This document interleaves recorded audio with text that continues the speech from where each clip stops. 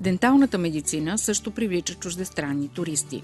Критериите за добро качество са материалната база, технологиите и не на последно място кадрите. Смея да твърдя, че в цяла България имаме лекари по дентална медицина, които са на европейско и световно ниво. И това се доказва по множество конгреси и симпозиуми в чужбина, където с учудване установяват, че всъщност ние не сме бананова република и въпреки, че се водим за най-бедната страна в Европа, всъщност показваме едно изключително високо ниво на дентално обслужване. Освен това, във Варна имаме и факултет по дентална медицина, който е най-добрият факултет в България, колкото и нескромно да звучи. Не само защото аз работя там, а защото това наистина е така и всеки, който го е посетил, включително и колеги от чужбина, го твърдят.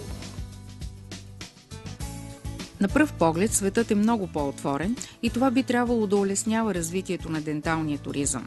Твърдението се оказва изцяло невярно, защото днес в България идват много по-малко платежоспособни туристи, а и те очакват високо качество на ниска цена.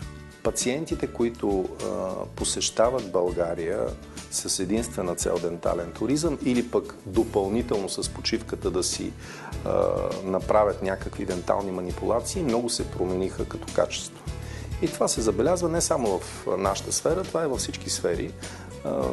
Смело мога да кажа, че all-inclusive уби туризма като цяло и в частност денталния туризъм. Преди 15-20 години имаше зъболекари, които за летните периоди наемаха кабинети в някои от хотелите по комплексите и имаха страшно много работа. Днес такова нещо няма. Парадоксално, но факт. За българските стоматолози излиза по-скъпо да работят с висококачествени материали, отколкото в Германия, защото там те се оказват по-евтини. Разбира се, говоря за наистина качествени клиники, високотехнологично лечение, това е имплантология, това е костна аугментация, това са безметални конструкции, циркониев диоксид, CAD/CAM технологии, 3D принтиране на метал, пластмаси, композити. Тоест говоря за върха на айсберга в съвременната дентална медицина.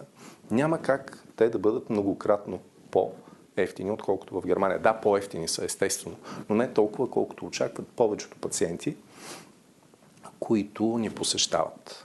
И техният процент се увеличава, за съжаление. Все пак, какви са туристите, които идват у нас, освен чужденците, които съчетават почивката си с лечение?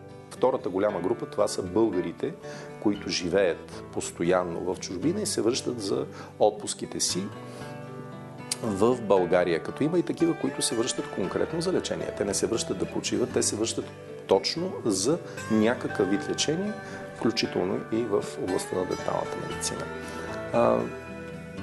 Това са пациенти, с които се работи изключително лесно, защото те са силно мотивирани.